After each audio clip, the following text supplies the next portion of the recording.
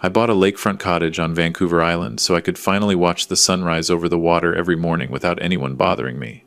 Then my nephew called and said, "I'm turning your place into an Airbnb. You can stay in the back room when there aren't guests. Be grateful I'm including you." I didn't argue with him, but when he showed up with his first paying customers, they found the surprise I'd been preparing for weeks. Before I continue, please subscribe to Shattered Vengeance and write in the comments what time it is where you are right now. The real estate agent's pen made a scratching sound as she signed the final page. I sat in her office in Sydney, watching October rain streak the windows, holding the keys to something I dreamed about since my wife passed 3 years ago. The cottage cost me $412,000. 37 years dispensing medications at the pharmacy in Victoria, every overtime shift, every holiday worked, every vacation I'd postponed. All of it converted into 800 square feet of weathered cedar on half an acre of waterfront property. "Congratulations, Mr. Cartwright," Jennifer said, sliding the deed across her desk. "You picked a beautiful spot. Saanich Inlet is gorgeous year-round." "Thank you." I pocketed the keys and shook her hand. My fingers were steadier than I expected. The drive from her office took 40 minutes, winding through coastal forest until the road opened up to water views. When I pulled into the gravel driveway, I cut the engine and just sat there. The cottage sat 50 feet from the water, surrounded by arbutus trees with their distinctive peeling bark. A great blue heron stood in the shallows, perfectly still, hunting. No traffic noise, no sirens, no voices from neighboring apartments bleeding through walls. I unlocked the door and stepped inside. The previous owners had left it clean but empty. One main room with a kitchenette and wood stove. A bedroom barely large enough for a queen bed. A bathroom with a shower I'd need to enter carefully. The windows faced the water, and through them I could see ferries crossing in the distance, white against the gray water. Perfect. I spent that first week moving in slowly, methodically. My furniture from the Victoria apartment fit exactly. The leather armchair positioned where morning light would hit it. Books on the built-in shelves, organized by subject. Pharmacy journals I'd never had time to read thoroughly. History books, 3 novels my wife had loved. Tools hung on the pegboard in the tiny shed out back. Fishing rod mounted above the door. Everything in its place, creating order from the chaos of transition. By the following Saturday, I had a routine. Wake at dawn, make coffee, carry it to the deck, and watch the sun come up over the inlet. The heron visited most mornings. Seals surfaced near the shore. Once, a pod of orcas passed by, their dorsal fins cutting through the water like black sails. I called my sister Carol that evening. "I'm here," I said. Finally moved in. "Thomas, I'm so happy for you." Her voice was warm. "You've earned this. After everything with Margaret's illness, all those years of work, you deserve peace." "It's quiet," I said. "Exactly what I needed. Marcus has been asking about your place. He's very interested in real estate now, did I tell you?" Something in her tone made me pause. "No, you didn't mention that." "Oh yes, he's been researching investment properties. He and Vanessa are quite ambitious." She laughed, but it sounded thin. "I think he might want to visit soon, see what you've done with the cottage." "He's welcome any time," I said, though a small warning bell rang in my mind. "Just have him call first." We talked for another 10 minutes before hanging up. I sat on the deck afterward, watching darkness settle over the water. The warning bell kept ringing quietly, but I told myself I was being paranoid. Marcus was my nephew, Carol's only son. Family.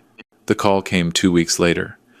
I was splitting firewood behind the cottage when my phone rang. "Marcus," the screen said. "Uncle Thomas. Finally got through to you." His voice had that smooth quality he'd developed working in sales.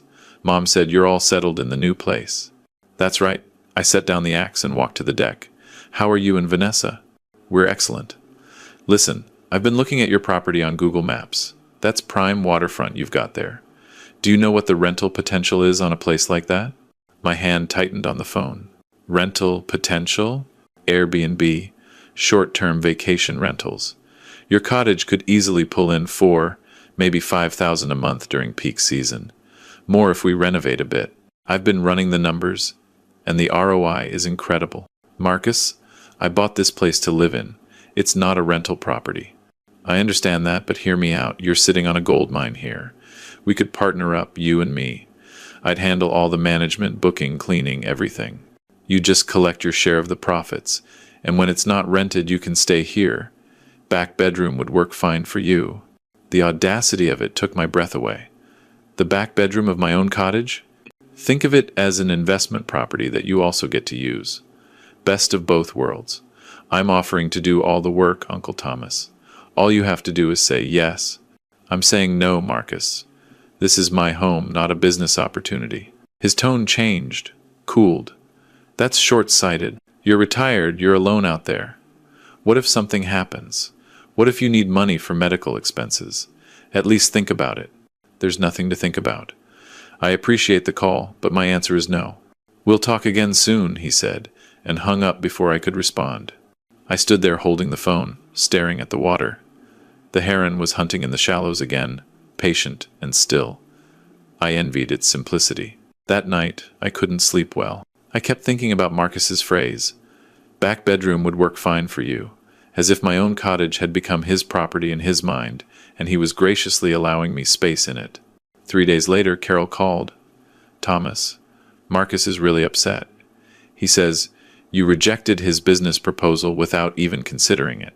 Carol, he wanted to turn my cottage into an Airbnb and have me stay in the back room when it's not rented. How is that even a proposal? It's my home. He's just trying to help.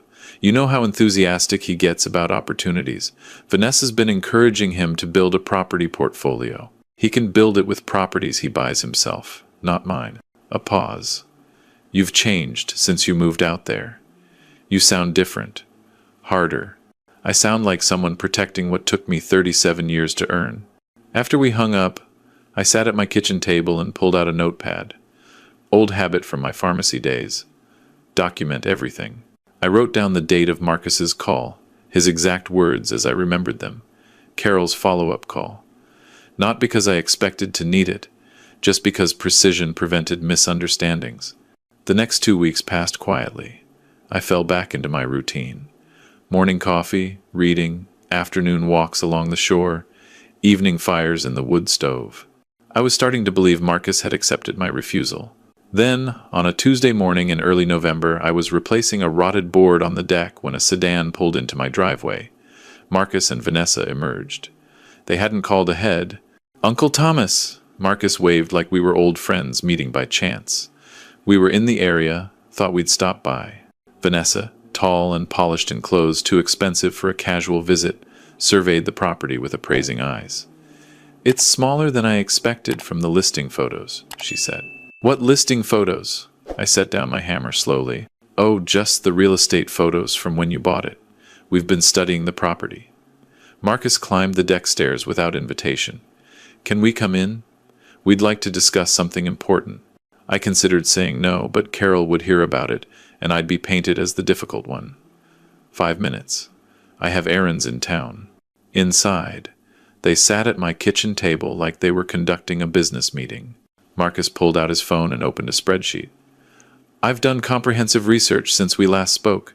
Your cottage, properly marketed, could generate $60,000 annually in gross rental income. After expenses, that's probably $35,000 to $40,000 in profit. Split 50-50 between us, you'd be making $17,000 to $20,000 passive income. I don't want passive income. I want to live in my home. Vanessa leaned forward, her voice gentle, calculated. Thomas, may I be frank? You're 64 years old, living alone in a fairly isolated location. What's your 5-year plan? What if you need assisted living eventually? Properties like this, they lose value if they're not maintained and utilized properly. I'm maintaining it fine. For now, Marcus said. But realistically, how much longer can you manage this place by yourself? We're offering you a solution that benefits everyone. You get steady income, we handle all the work, the property gets professionally managed. My answer hasn't changed. This is not for rent. Marcus's expression hardened. You're being selfish, Uncle Thomas. Mom said you'd be difficult about this. Carol said that? She's worried about you. We all are. You've isolated yourself out here. You're not thinking clearly about your future, and you're refusing help from family who care about you. Vanessa stood. We should go, Marcus. He's not ready to see reason yet. At the door, Marcus turned back. Think carefully about this, Uncle Thomas. You might not get another offer this good, and if you change your mind later, the terms might be less favorable. They left. I watched their car disappear down the driveway, then immediately called Carol. Did you tell Marcus I'd be difficult about his rental scheme? Thomas, I just said you were very attached to the cottage. He's worried about you being alone out there. We both are. I'm not alone, I'm solitary. There's a difference. Is there? Margaret's been gone 3 years. You've cut yourself off from everyone, moved to the middle of nowhere, and now you're fighting with family who's trying to help. The words stung because they contained a grain of truth. I had withdrawn after Margaret died. The pharmacy had felt meaningless without her to come home to. But withdrawal wasn't the same as instability. Carol, I'm fine. I'm happy here. Please tell Marcus to stop pushing this. I'll talk to him, but you should consider compromising. Maybe let him rent it out just during the summer months. You could stay with me in Vancouver when there are guests. Goodbye, Carol. I hung up before she could continue. I spent that evening on my laptop researching property law in British Columbia, rights of property owners, what constituted harassment. I took notes in my pharmacy-trained handwriting, organized and cross-referenced. 2 weeks later, I was in town buying supplies when I saw a poster in the window of a coffee shop. Stunning waterfront cottage, perfect getaway. The photo showed my deck, my view, my arbutus trees. I went inside and asked the barista about it. Oh, someone's been putting those up around town. Paid me $20 to post it for a month. The poster had a website URL. I pulled out my phone and navigated to it. The site was professionally designed. Saanich Inlet Retreat. Book your dream vacation. Multiple photos of my cottage, taken from different angles. Interior shots through the windows. Booking calendar. Rates. $300 per night, 2-night minimum. My cottage. Listed for rent. Without my knowledge or permission. The contact information showed an email address. sonnykinlatrentals@gmail.com. No phone number. I scrolled through the booking calendar. 3 reservations were already marked. 1 in 2 weeks, 2 in December. I drove home carefully, forcing myself not to speed despite the rage building in my chest. At the cottage, I checked every window and door. No signs of forced entry, but Marcus had been inside. He could have taken photos then, or through the windows during other visits I hadn't known about. I called Jennifer, my real estate agent. I need a lawyer recommendation. Property law specialist. Is everything all right? Someone's trying to rent my cottage without my permission. That's illegal. Let me give you Richard Morrison's number. He's excellent with property disputes. Morrison's office was in Victoria. I drove in the next morning and met with him, bringing my laptop with the rental website pulled up and printed screenshots for documentation. He reviewed everything carefully. This is fraud, Mr. Cartwright. Clear cut. Your nephew is collecting money for rental of property he doesn't own or have authority to rent. We can pursue both civil and criminal charges. I want to understand all my options before deciding. What would criminal charges involve? Fraud investigation by the RCMP. If they find sufficient evidence, which they would, your nephew could face criminal charges. Fraud over $5,000 is a serious indictable offense in Canada. And civil? We sue for damages, get an injunction ordering him to cease operations immediately, potentially pursue recovery of any money he's collected from fraudulent bookings. Less dramatic than criminal charges, but still effective. How quickly can we act? I can have a cease and desist letter drafted by tomorrow. The injunction filing would take a few days. Do it. All of it. And I want security cameras installed at my property. I spent $800 on a security system that afternoon. 2 cameras covering the driveway and deck, 1 covering the back of the cottage. Motion activated, cellular connection, recording to cloud storage. The installer had them operational by evening. Morrison's cease and desist letter went out the next day via registered mail to Marcus's address in Vancouver.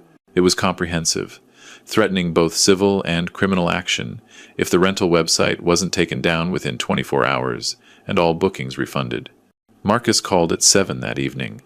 You had your lawyer send me legal threats? Over a misunderstanding? Misunderstanding? You listed my property for rent without permission. You're collecting money for something you have no right to offer. I was moving forward with the business plan we discussed. I thought you'd come around once you saw I was serious about this. We didn't discuss anything. I refused your proposal multiple times. This is ridiculous, Uncle Thomas. I'm family. We should be working together, not fighting through lawyers. Take down the website. Refund anyone who paid you. If you don't, I'm filing criminal fraud charges with the RCMP. You wouldn't do that to your own nephew. Try me. He hung up. I checked the rental website. Still active. I called Morrison. He's refusing to comply. Move forward with everything. Understood. I'll file for the injunction tomorrow and contact the RCMP fraud division. That night, my security cameras caught Marcus arriving at 9:30. He walked around the cottage, trying doors and windows, all locked. He stood on the deck for several minutes, hands in his pockets, staring at the dark windows. Then he left. I reviewed the footage the next morning over coffee, watching my nephew's face on the small screen. He looked angry, entitled, disbelieving that I was actually fighting back. The RCMP constable came to my cottage 3 days later. Constable Jennifer Shue, professional and thorough. I walked her through everything. The initial proposal, my refusals, the website, the bookings, the cease and desist letter that was ignored. Do you know if he's actually collected any money from these bookings? I can't prove it, but there are confirmed reservations on his website. The first one's supposed to arrive tomorrow. Has he attempted to enter the property without permission? I showed her the security footage of Marcus's late-night visit. Mr. Cartwright, I'll be frank with you. This is fraud. Your nephew is operating a rental business, using property he doesn't own. That's a criminal offense. But I need to ask, is this something you want to pursue criminally? These cases can be complicated when family's involved. I want him stopped. Whatever it takes. She made notes in her notebook. I'll open an investigation. If he shows up with paying guests tomorrow, call me immediately. Don't confront him yourself. The next evening at 6, headlights came up my driveway. I recognized Marcus's car, followed by a second vehicle, a couple probably in their 30s. I called Constable Hu. They're here. Don't answer the door. I'm 20 minutes away. I watched through the window as Marcus and the couple approached my deck. Marcus tried the door, found it locked, knocked. Uncle Thomas? It's Marcus. I have guests checking in. I stayed silent, phone in hand, recording. The knocking grew louder. Uncle Thomas, open up. These people paid good money for this reservation. The couple looked confused, uncomfortable. The woman said something to Marcus I couldn't hear. He responded, gesturing at the cottage, clearly making excuses. 15 minutes later, Constable Shue's cruiser pulled in. I opened the door as she approached. Mr. Cartwright, stay inside, please. I watched from the window as she spoke with Marcus and the couple. The couple looked shocked, then angry. They got in their car and left quickly. Marcus stood arguing with Constable Shue for several minutes. She handed him documents. He read them, his face reddening even in the dim driveway lights. After his car left, Constable Shue came to my door. I've informed him that he's under criminal investigation for fraud. He's been ordered to cease all rental operations, refund all payments, and have no contact with you except through lawyers. He violated the civil cease and desist, which strengthens your case. And those guests? They paid him $2,400 for a week-long stay. They're furious. Will there be charges? That's up to Crown Counsel, but I've documented everything tonight. The evidence is strong. After she left, I sat at my kitchen table in the quiet cottage. The wood stove crackled. Outside, the inlet was dark, peaceful. I'd protected my home, but the cost was becoming clear. My nephew was facing criminal investigation. Carol would never forgive me. The family I had left was fracturing. I poured myself 2 fingers of scotch, something I rarely did, and went to the deck. The November air was cold, but I needed it. I thought about Margaret, about what she'd say if she were here. She'd been practical, fair. She'd probably tell me I was right to protect my property, but she'd grieve the family damage too. My phone rang. Carol. I almost didn't answer, but avoiding her wouldn't help. You called the police on Marcus? You're having your own nephew investigated for fraud? Carol, he was running a rental scam using my property. He took money from people for bookings I never authorized. What did you expect me to do? Work it out as family, not destroy his life with criminal charges. He destroyed the situation himself. I refused his proposal multiple times. He ignored me, ignored my lawyer, and showed up with paying customers anyway. He's my son, Thomas, my only child. You're willing to send him to jail over this? I'm willing to protect what I worked 37 years to earn. If he goes to jail, it's because of choices he made. You've become someone I don't recognize. Margaret would be ashamed of you. That one landed hard, exactly as she'd intended. Don't use my dead wife against me. I'm done. Don't call me. Don't contact Marcus. We're not your family anymore. She hung up. I sat on the cold deck for a long time after that. The scotch tasted like nothing.